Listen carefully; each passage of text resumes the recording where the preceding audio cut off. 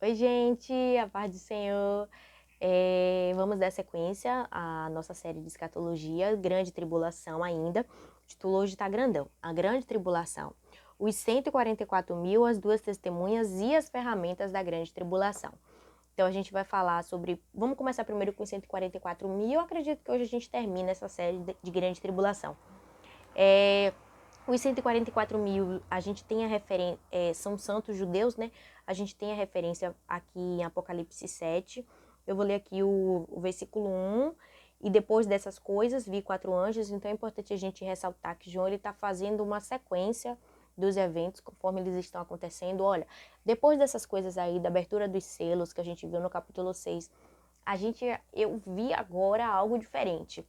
E aí ele vai narrando, né, o que ele vê, e vê 4 anjos que diz assim, olha, peraí, não danifica ainda a terra, aí no capítulo 3, nem o mar, nem as árvores, até que hajamos assinalados na testa os servos do nosso Deus. E eu vi o número dos assinalados, que eram 144 mil assinalados de todas as tribos dos filhos de Israel. Então foram homens, a gente sabe que a igreja ela tinha sido arrebatada, né, não estava mais na terra para poder apregoar a palavra de Deus. Então, esses 144 mil homens, eles são homens separados, santos, que eram instruídos na palavra, eles conheciam, eles estudavam, eles se preservaram. E quando o anticristo apareceu, eles não. Esse homem não é o verdadeiro Cristo. Porque aí a gente tem que lembrar toda a questão da história de Israel, né? Que o povo de Israel espera até hoje o Cristo. Então, ver um homem que consegue de alguma forma reconstruir o templo, sabendo que a gente tem todo aquele conflito ali com a Palestina, né? E com os islamitas, inclusive, porque a gente tem uma mesquita no lugar onde era o templo. Então, tipo assim, não, peraí, tem alguma coisa errada. Para Israel, aquele homem era o Messias.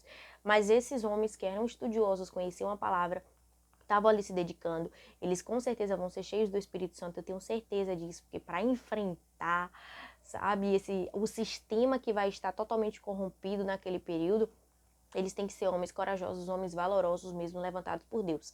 E eles vão apregoar a palavra para o mundo todo. Agora, quem quiser ouvir, ouve. Quem não quiser ouvir, infelizmente, não ouve.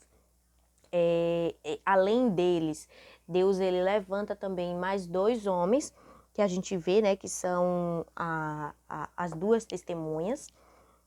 Só que, deixa eu só voltar rapidinho aqui para os 144 mil, que eu falei que são santos judeus. É importante fazer ressalvas de que hoje, 2023, na verdade bem antes de 2023, eu já ouvi vídeos, né, sobre isso, que tem homens judeus já, sabe, buscando ali seguir sua linhagem certinha, de que tribo eu sou, a identificação, a gente sabe que hoje em dia isso é muito fácil, né, você fazer a identificação genética, de que tribo eu sou, de onde eu fui, buscar os históricos, os escritos lá, e eles realmente se separando. Então é muito fácil a gente entender como é que 144 mil, né, 12 mil de cada tribo, e saber exatamente de que tribo eles eram.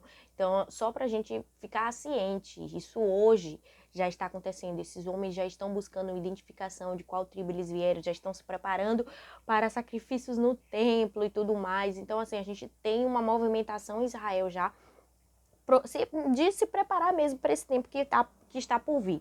E aí a gente tem, como eu ia falar, da sequência, falando sobre essas duas testemunhas, que aí a referência que a gente tem está em Apocalipse 11, do 1 até o 14, desculpa, do 1 até o 14, a gente vai ver aqui, né, ele começa a dizer, e foi-me dado uma cana semelhante a uma vara, e chegou o anjo e disse, levanta-te, mede o templo de Deus e o altar e os que nele adoram. E deixa o átrio que está fora do templo e não meças, porque foi dado às nações e pisarão a cidade santa por 42 meses. E darei poder as minhas duas testemunhas e profetizarão por 1260 dias, que são 3 anos e meio, que é a primeira metade da grande tribulação, importante a gente lembrar isso. Essas duas oliveiras e os 2 castiçais que estão diante do Deus da terra. E se alguém lhes quiser fazer mal, fogo sairá da sua boca, ou seja, vão ser... Eita, apagou a luz, só um minuto. Voltei com a luz. Então, esses dois, como eu estava dizendo, esses 2 homens, eles vão ter poder, né, para fazer alguns determinados sinais, como está dito aqui. Tem poder para fechar o céu, para que não chova. nos dias da sua profecia e tem poder sobre as águas para convertê-las em sangue. E aqui fica claro, né? Quem são esses dois homens? Quem foi que fechou os céus? Claro que tudo com o poder de Deus, mas quem foi que fechou os céus, por exemplo? Elias. Quem é que teve poder para transformar água em sangue? Moisés. Ficam referências para esses, tipo assim, são eles dois, entendeu? Toda sorte de pragas, quantas vezes quiserem. E quando acabarem o seu testemunho, a besta que sobe do abismo lhes fará guerra e os vencerá e os matará. Aí aqui ele vai falar sobre esse processo, eu não vou ler tudo não, depois deem uma lidinha. Então eles vão ser mortos, essas duas testemunhas, né, que no caso é Elias e Moisés, e eles vão vir para pregar especificamente para Israel. Os 144 mil eles vão pegar para Israel, mas eles vão pregar para o mundo todo, porque tipo assim, a mensagem deles é do evangelho, olha, esse homem não é Jesus, Jesus ele ainda vai vir, entendeu? E enquanto Moisés e Elias, eles estão focados em Israel ali, olha, vocês estão sendo enganados, porque eles são homens, inclusive, aguardados, pelo menos Elias, né? Existe uma tradição lá em Israel, ainda hoje, de que as pessoas, elas ficam em determinado evento, que eu agora não sei dizer a vocês qual é, eles ficam lá na expectativa de que Elias apareça, de que Elias venha. Só que, infelizmente, a gente sabe que o Elias que vai aparecer para eles não é o Elias conforme eles querem, né? Porque vai vir com a mensagem de dizer assim, olha, esse homem que tá aí não é Cristo. Esse daí é um falso Cristo. Então, e Elias, ele passou por isso, né? Quando ele precisou enfrentar Jezabel com seus galanteios e tudo mais.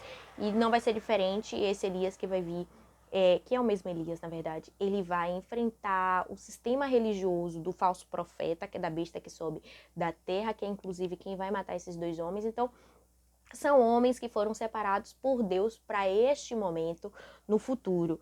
E aí eu vou só pegar algumas referências aqui para poder linkar e justificar o porquê de Elias e Moisés, né?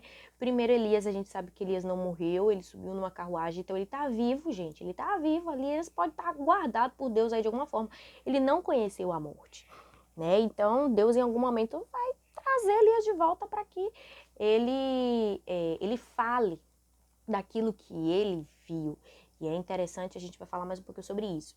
Moisés, por exemplo, cadê o corpo de Moisés? Quem viu o corpo de Moisés? A Bíblia fala, sim, Moisés morreu, mas cadê o corpo dele? Entendeu? Ou seja, um foi levado, arrebatado, e o outro morreu, mas o corpo ninguém viu. Então, tipo assim, Jesus pode ressuscitar o corpo de Moisés, porque você vê que o inimigo ele quis brigar com Miguel para poder pegar o corpo, né? De Moisés, e o anjo não deixou que ele pegasse seu corpo, porque ele poderia, né? Enfim. Então, isso reforça de que Moisés e Elias são esses homens. Jesus, quando lá estava no Monte das Oliveiras, quem foi que Jesus viu? Esse Moisés e esse Elias. Eles precisam ser testemunhas, porque eles vão falar, olha, esse homem não é o Cristo. E aí eles vão começar a ministrar, olha, o Cristo, ele morreu, sabe? Porque a gente estava lá no no Monte das Oliveiras, a gente viu o sofrimento dele, a angústia dele, porque ele ia morrer. No dia, aí aqui eu vou começar a fazer a leitura aqui para vocês verem. 2 varões estavam na porta do sepulcro. Quem eram esses 2 varões? A gente não sabe. Poderia sim ser Moisés e Elias, poderiam ser anjos, mas poderiam ser Moisés e Elias, por exemplo. 2 varões estavam quando Jesus ele ascendeu aos céus. Por que não Moisés e Elias ali para poder, olha, a gente está testemunhando, porque depois a gente vai voltar para poder pregar. Então, o fato é que Moisés e Elias, esses 2 homens, essas 2 testemunhas, elas vão vir para poder, são homens de crédito diante do povo de Israel. Um representa o sistema profético, porque Elias é considerado o pai dos profetas. E a gente tem Moisés, né, que com toda a questão das leis, do sacerdócio, que ele foi o homem dirigido por Deus para criar todo o sistema de regras, de leis, de sacerdócio e tudo mais. Então, assim, são 2 autoridades constituídas diante do povo de Israel e que vão vir para dizer, olha, acorda. Isso na primeira metade da grande tribulação. Vão ser mortos, né? O povo, provavelmente alguns vão dar ouvidos, porque a gente sabe que tem aqueles que têm o coração mais quebrantado. Opa, não, esses caras estão falando a verdade, eu vou me sair daqui de alguma forma. Isso aí é coisa mais pra frente. E porque na verdade eu falei que a grande tribulação se acaba, mas no fim ela não se acaba, né? Porque a gente ainda vai precisar falar sobre a Batalha do Armagedon, por exemplo, a volta de Jesus, mas isso aí é uma outra temática que eu vou chamar de vinda de Jesus mesmo, a segunda vinda de Jesus. Mas enfim, que eu não vou me adiantar agora. Então, a gente vai ter homens que vão acreditar na primeira metade, provavelmente, pessoas que vão ficar ali firmes, até mesmo pessoas que foram cristãs, e na segunda metade, né, que o anticristo aí ele vai mostrar a face dele, eu acredito que muitos mais do povo de Israel, mais especificamente, vai despertar que aquele homem realmente não é o verdadeiro Cristo.